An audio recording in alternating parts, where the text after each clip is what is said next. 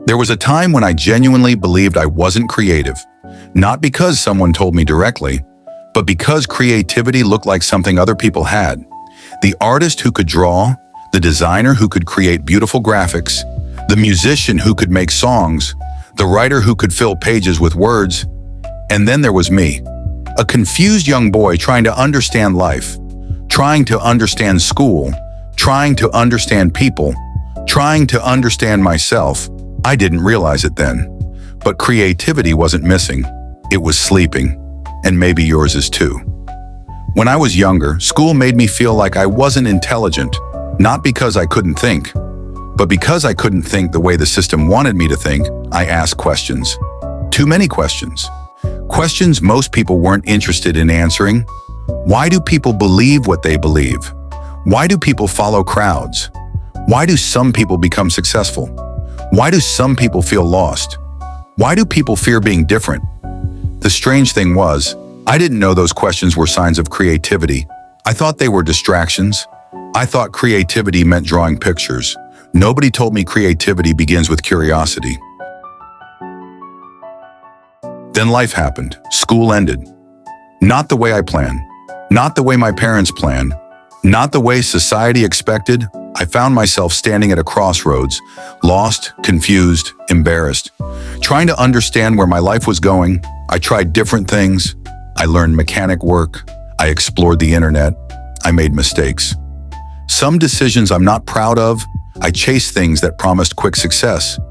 But even when money appeared, peace didn't. Direction didn't. Purpose didn't. Because deep inside, another question kept returning. Who am I becoming? And that question refused to leave me alone. One day I started writing, not because I wanted to become an author, not because I thought anyone would read it. I wrote because my mind was full of questions, full of observations, full of ideas. Writing became a place where I could think, a place where I could slow down, a place where I could hear my own thoughts. And something strange happened. The more I wrote, the more ideas appeared. The more ideas appeared, the more I understood myself. Then I realized something. Writing doesn't create ideas. Writing reveals ideas. Ideas were already inside me. Writing simply turned on the light. Think about it. Everything we know about history survived because somebody wrote it down. The stories of ancient civilizations, the wisdom of philosophers, the sacred texts people still study today, the laws, the discoveries, the dreams, the warnings, the lessons, someone wrote them. Writing has always been humanity's way of preserving thought, and that means every time you write, you join a tradition thousands of years old. A tradition of thinking, a tradition of questioning, a tradition of creating. That is why writers often think differently. Writing trains the mind to observe, to analyze, to connect, to understand. Then I noticed something. Most creative people are outsiders, not because they want to be, but because they see things differently. The crowd sees a product, the outsider sees an opportunity, the crowd sees a problem, the outsider sees a solution, the crowd accepts, the outsider questions. And questioning is where creativity begins. Maybe that's why outsiders often feel uncomfortable, because they aren't just looking at life, they're examining it, they're pulling it apart, trying to understand how everything works. I think creativity moves through 4 stages, the same 4 colors that define honest sinner. Black. Black is mystery, questions, confusion, the unknown. Every creative journey begins in darkness, a question with no answer, a problem with no solution, a curiosity nobody can explain. That's where creativity starts. White. White is awareness, clarity, understanding. The moment you begin seeing patterns, the moment connections start appearing, the moment ideas begin making sense. Brown. Brown is reality, humanity, experience, stories. Every great idea eventually connects back to people, because creativity isn't about impressing people, it's about helping people.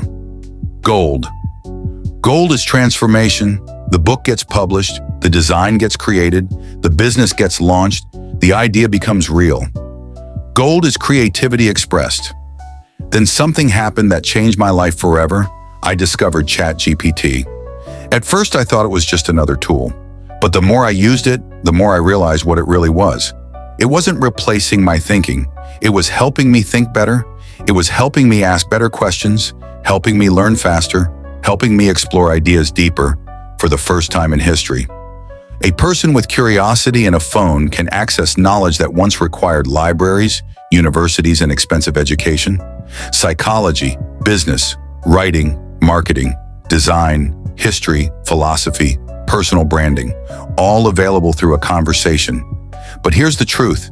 ChatGPT didn't make me creative. Curiosity made me creative. ChatGPT amplified it. But by the way, if you're enjoying this conversation and you're trying to understand yourself more deeply, I've created something specifically for people like us, people who think differently, people who ask questions, people who feel like outsiders. It's called the Outsider Identity Guide. Inside, you'll learn self-awareness, identity, creativity, critical thinking, personal growth. Download it free below. The link will be in the description, because understanding yourself changes everything.